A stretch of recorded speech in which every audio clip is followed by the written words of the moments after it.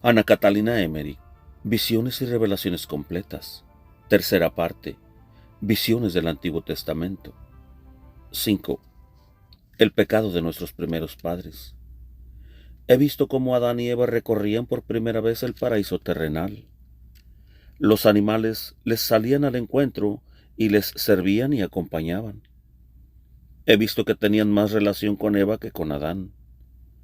Me parecía que Eva tenía más que hacer con la tierra y con las criaturas de la naturaleza.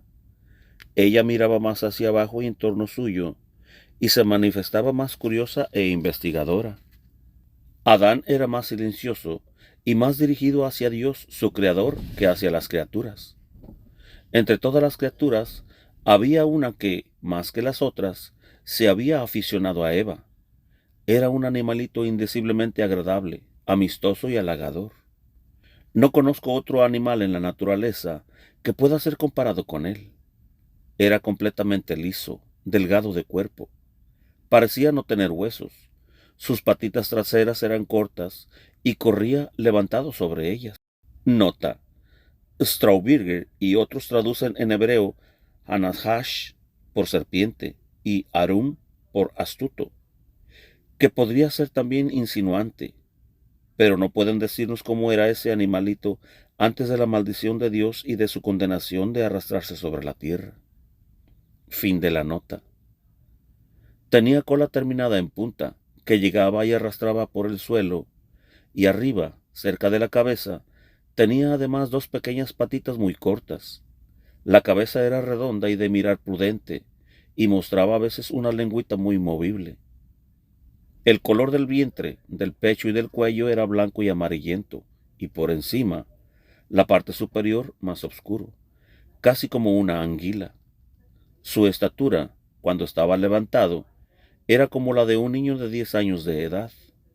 Estaba siempre en torno de Eva, y era tan halagador y salamero, tan movedizo e interesado en mostrarse y rodear a Eva, que ésta encontraba gran placer en su compañía.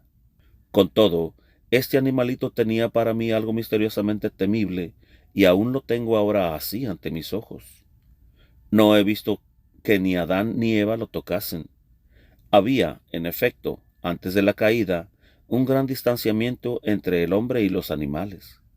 Ni siquiera a los primeros hombres del mundo los he visto tocar a los animales, y aun cuando los animales eran mansos y más relacionados con los hombres, se conservaban los unos más alejados de los otros. Cuando Adán y Eva volvieron a aquel lugar resplandeciente, apareció una faz luminosa delante de ellos, como la de un hombre noble y severo, de blanca y luminosa cabellera, y me pareció que, indicándoles toda la naturaleza, se la entregaba y que algo, en cambio, les mandaba a observar. Ellos no se mostraban cohibidos en su presencia, y lo escuchaban sin mostrar temor alguno. Cuando este ser desapareció, me pareció que quedaron aún más contentos, más dichosos, y que entendían más y encontraban mayor orden en todo lo que veían en la naturaleza. Sentían un gran deseo de agradecer, y este sentimiento era mayor en Adán que en Eva, que encontraba más contento en su dicha y miraba más a las cosas que al agradecimiento a Dios. Ella no estaba tan abismada en Dios como Adán. Ella tenía más su alma en la naturaleza. Creo que pasearon por el paraíso terrenal 3 veces. He visto a Adán dando gracias y maravillándose de la belleza de la creación sobre la colinita luminosa, donde había estado sumergido en sueño y en visiones por obra de Dios, cuando fue creada Eva y sacada de su costado. Adán estaba solo debajo de los árboles. He visto a Eva acercarse al árbol de la ciencia como si quisiese pasar de largo. El animalito aquel estaba de nuevo con ella y me pareció aún más halagador, salamero y movedizo. Eva estaba toda entusiasmada con el animalito y sentía gran gusto en estar en su compañía. El animal subió al árbol a una altura tal que su cabeza llegaba a la de Eva. Se sostenía con los pies al árbol. Volvió la cabeza hacia Eva y habló.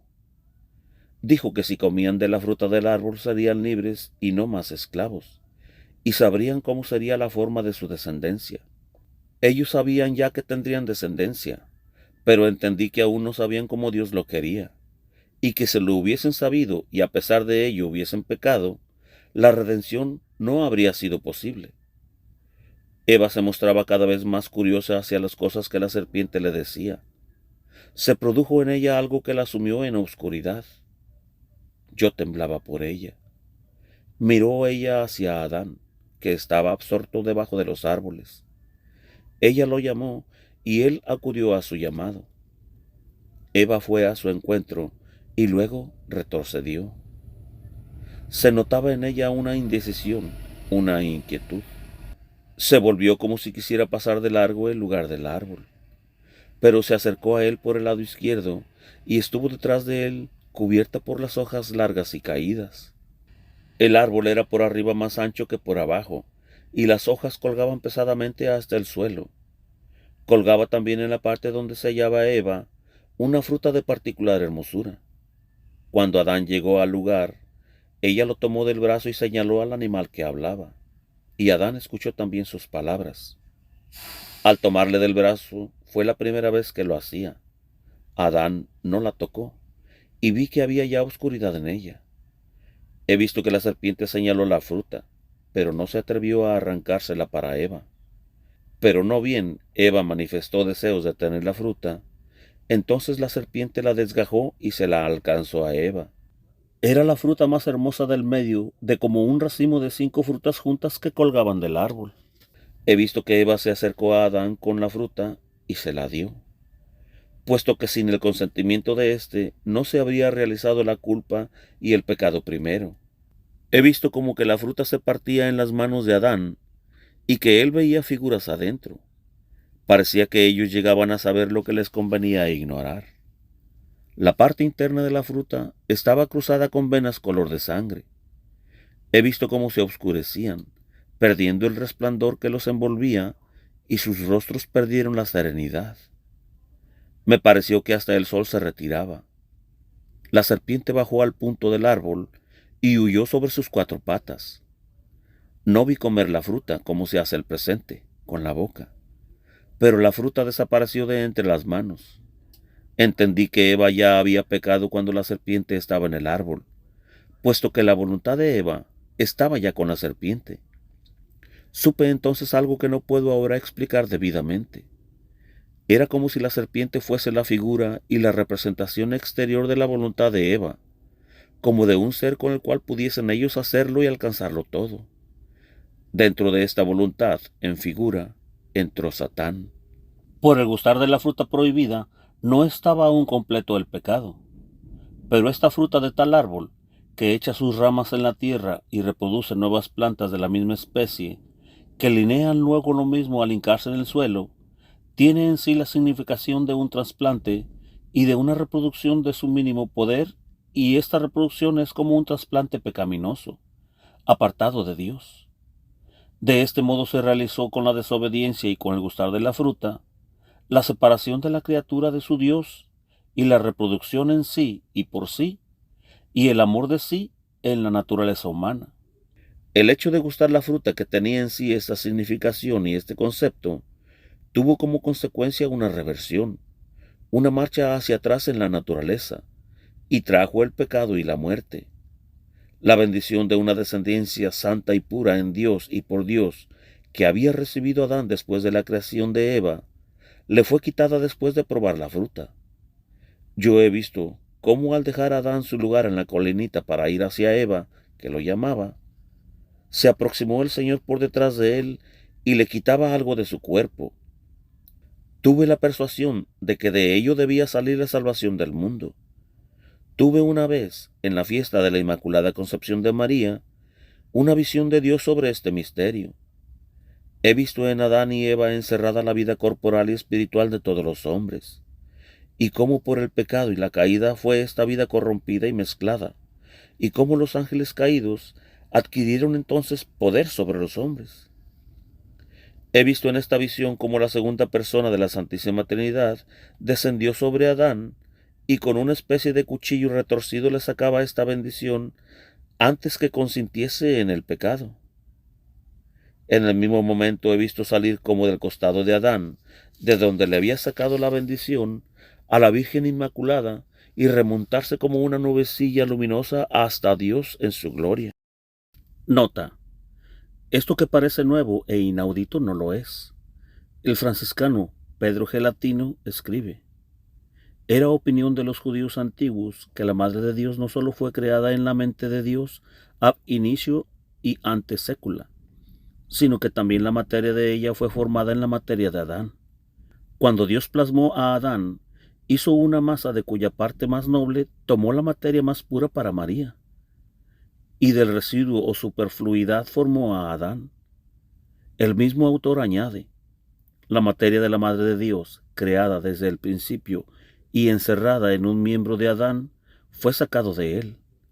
Y pasando de Adán a Set, de Set a Enoc, de Enoc a Noé, de Noé a Sem, de Sem a Heber, de Heber a Abraham, de Abraham a Isaac y de Isaac a Jacob, llegó hasta Joaquín. Es obvio suponer que se guardaría este misterio en el arca de la alianza para hacer posible la transmisión a través de tantos siglos. Del libro octavo de Arcanis Catholic Veratitis. Fin de la nota.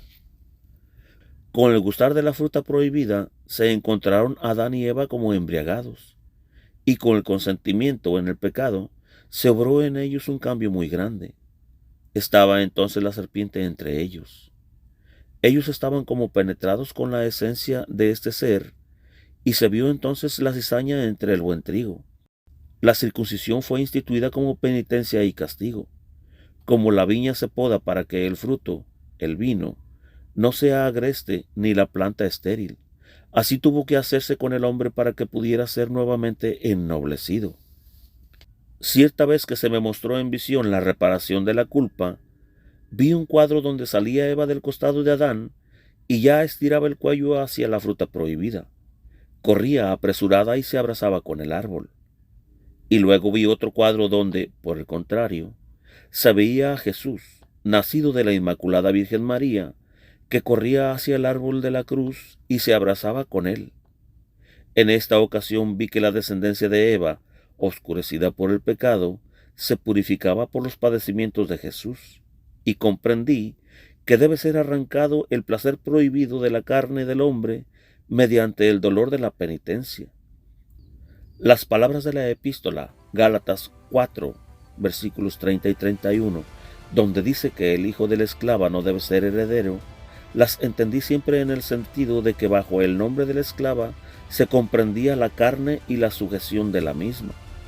El matrimonio es un estado de penitencia que requiere abnegación, oración, ayuno, la necesidad de dar limosnas y de tener la intención de aumentar el reino de Dios con los hijos.